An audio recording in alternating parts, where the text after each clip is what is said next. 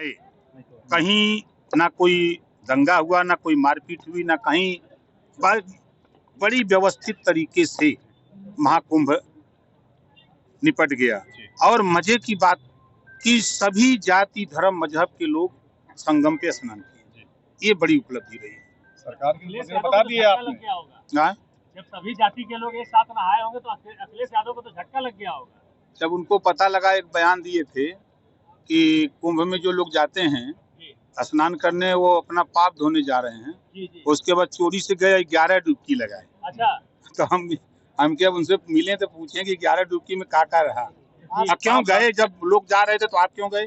11 डुबकी क्यों लगाए? अब पूछा उनसे कि हम ही से पूछो, तो पाप ज्यादा किए हैं वो, पाप ज्यादा किए हैं वो, आप उनसे पूछिएगा। पाप ज्यादा किए हैं।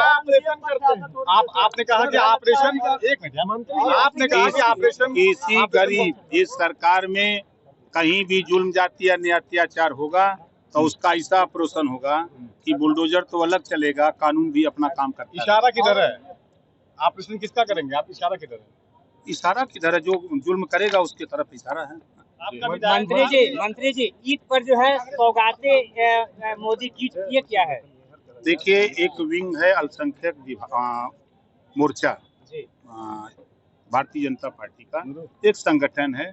उस संगठन की तरफ से प्रदेश में ईद के अवसर पर जैसे हम लोग लाभार्थियों को अपना उनका किट बांट रहे हैं, उसी तरह उन लोगों ने भी ईद के मौके पर उनको एक बस्ता दे रहे हैं। उसमें खाद्य सामग्री है, दवाई है, तमाम चीजें हैं जो वो लोग वितरित कर रहे हैं। तो क्या माना जाए ईदी है ये? ईदी है? अरे भैया, संविधान का कहता है, संविधान में 4 ही वर्ग है, सामान्य वर्ग, पिछड़ा वर्ग, अनुसूचित वर्ग और जनजाति वर्ग। तो सबके लिए संविधान है ना, तो कर रहे हैं तो क्या बुरा कर, अच्छा कर। ईदी है ना? अब्बास तिवारी बाहर आ गए हैं, ये तो सुप्रीम कोर्ट का फैसला है।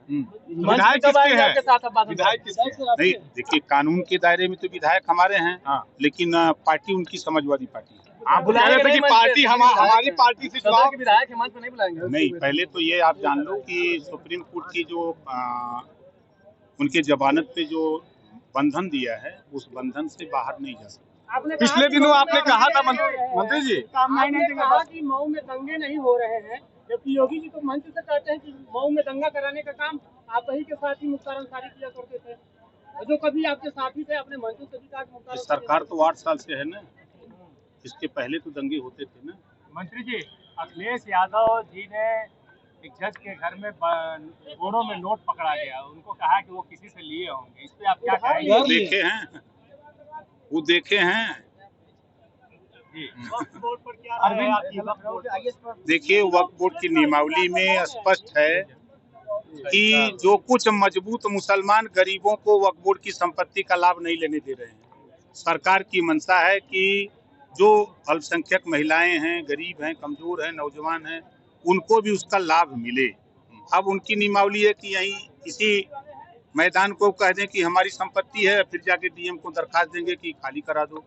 तो सरकार संशोधन ला रही है कि आप 1359 फसली में अगर आपके नाम है, अगर आप कह रहे हो कि आपके नाम है, तो एक एप्लीकेशन दे रहे हो तो उस पर जांच होगी। अगर आपके नाम संपत्ति है तो आपको मिलेगी, नहीं आपके नाम से है तो नहीं मिलेगी। आपने पिछले दिनों कहा, अब्बास अंसारी हमारी पार्टी से चुनाव लड़े हैं, लेकिन विधायक सपा के हैं, और आज आप कह रहे हैं विधायक हमारे हैं, पार्टी उनकी वो है। देखो, सुनो तब दोनों। मैं कह रहा हूँ कि संविधान के दायरे में जो निर्वाचन प्रक्रिया है, वो हमारी पार्टी हमारे सिंबल से लड़े हैं। नेता वो समाजवादी पार्टी के हैं। कान में तेल डाला करो ना। बहराइच में जो है महाराजा सुहेलदेव के नाम से मेला लगने जा रहा है, क्या है ये? देखिए,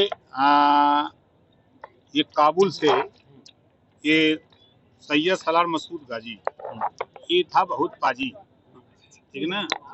ये मठ मंदिर लूटते हुए 585 राजा थे, 585 राजाओं में तमाम लोगों को मारते, शरण में चले जाए और मारते पीटते पहुंचे बहराइच की जब तरफ बढ़े, तो उस समय वहाँ राजभर राजा महाराजा सुहेलदेव जी का शासन था। तो उन्होंने कई राजाओं को मिला करके 21 दिन नानपारा मैदान में युद्ध हुआ।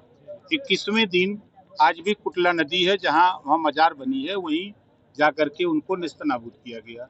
तो जिन्होंने देश के मठ मंदिर को बचाया, जिसको गुलाम होने से बचाया, तो उनका मेला लगना चाहिए ना, जो देश के लिए काम करे। आपने कहा पिछले दिनों कि अरविंद राजभर रेलवे स्टेशन का निरीक्षण किए थे, उसके बाद सांसद राजीव लगातार सवाल उठा रहे हैं। आज लोकसभा में भी बोले हैं कि किस हैसियत से वहाँ चले गए निरीक्षण करने। देखिए, कार्रवाई हुई है? विपक्ष के लोग बहुत परेशान हैं। रेलवे आराम से